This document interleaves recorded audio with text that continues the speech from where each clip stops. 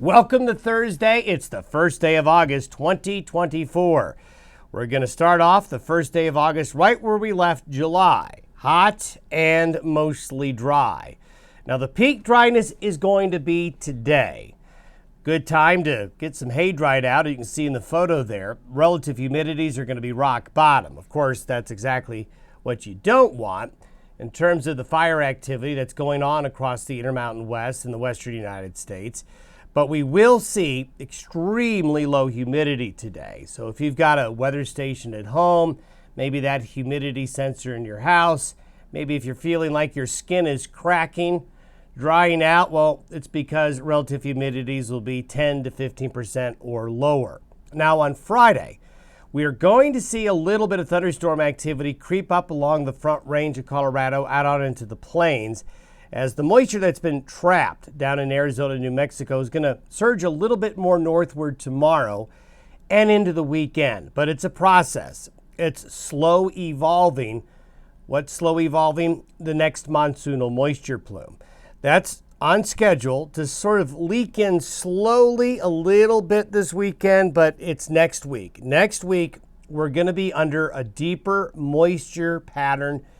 The moisture really increases in the atmosphere, and next week is going to be a much more active week of showers and thunderstorms, and hopefully for most of you, you'll get rained on. We certainly aren't guaranteeing rain for everybody. That just doesn't happen in the summer, but we do see at least better opportunities for higher humidity air and better chances of rain. This should go a long way to help out with the fire situation, but the real help is still a few days away when it comes to the fire situation. Luckily, we don't expect the wind to be much of a factor over the next few days, but we're going to continue to have colorful sunrises and sunsets, as you see there, due to the smoke and haze. Sometimes a picture's worth 1,000 words, and boy, this really is showing what is happening across the United States. The orange and the red shows the very dry air covering a lot of the western United States. And you can see the sharp transition here between the edge of the moisture getting right up to the Four Corners area. We'll just do this a W for wet, D for dry. So you can see the subtropical moisture plume over Mexico into Arizona and New Mexico, but having a hard time getting northward because it's being suppressed by a strong ridge of high pressure, and then very dry air coming right on into the region. What'll happen on Friday, some of this gray down here that's making it in southern Colorado will kind of work its way up northward like this. And we'll show you that here in a minute, while areas west of the divide will continue to be dry. This is the relative humidity forecast by 6 p.m. Mountain Time. So you can see we have single-digit relative humidities in Utah, Nevada, into eastern Washington and Oregon. You can see the front range of Colorado, but you see that higher relative humidity right there? That's in that subtropical moisture plume, then out here onto the plains. But you can see bone dry conditions will continue as we go through the day today. This is where we are with high pressure for this Thursday. Right across the Intermountain West, here's that low that kicked up the wind a little bit Tuesday and Wednesday, heading into the Great Lakes. High pressure here is going to eventually tap into that deeper moisture, as you saw in the satellite imagery. It just takes a while. It's not moving very quickly to come up on in.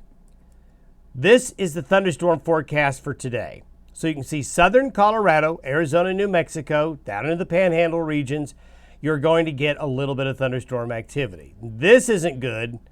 This is dry thunderstorm activity. It's not very widespread, but just one lightning strike is all you need to cause some problems. So we don't want to see that there. There's just not a lot of moisture to work with. So this is where we're going to see a little bit of action today, maybe along the Colorado-Kansas border, a few isolated cells. This is where we're going to be with the precipitable water by tomorrow. Now, by tomorrow, what I want you to visualize here is that there's a ring beginning to form of deeper moisture here, but also see the white and the green? There's a little bit of that nose coming up the Colorado Front Range and out on into the eastern plains. Still very, very dry west of the divide, but this dry pocket shrinking. This moisture coming up here will start to make an impact as we get into the weekend. So subtle little changes like this tomorrow will lead to this. So tomorrow, all the way up into the Nebraska Panhandle, maybe up into the Black Hills, eastern counties of Wyoming, and look at the Front Range of Colorado. Now, not all of these will be rain producers, but they're going to start. And so this is something that we'll have for tomorrow. West of the Divide, still not much going on. But this is the first little salvo of a little push of subtropical moisture coming on in. By Monday, the high begins to shift eastward, and that's what we need to do. We need to see the high go a little more east. That allows this flow of air to be a little bit more productive coming on in. And when you look at the precipitable water map for Monday, it's very easy to know where the high pressure ridge is there. There you can see, we call this the ring of fire. So we're going to see showers and thunderstorms by Monday right along that ring of green and white as that subtropical moisture starts to move out of Mexico and now moves into the western United States. So this is our next best hope of getting some measurable rain on a more widespread basis. So for the weekend, we're going to see thunderstorm activity along that plume, but it gets pushed out eastward a little bit. But notice we're starting to see more getting a little bit more to the north and west. And we've showed you before this summer how this works. You'll see this axis of moisture over the days just going to come like this as it rotates around the high. So this is Saturday. Sunday, you can see western Wyoming, Utah, the western slope of Colorado. You're going to get into a better chance of thunderstorms on Sunday. Monday, it stays very similar, starts to get a little bit more east of the divide. And really, as we get into Tuesday and Wednesday of next week, that's when the deepest moisture is going to be in place, and those showers and thunderstorms are going to be coming on in. So there are some changes coming. We're not there yet, though. We're going to have to suffer through a very hot, dry day again today. Have yourself a good Thursday. We'll see you tomorrow.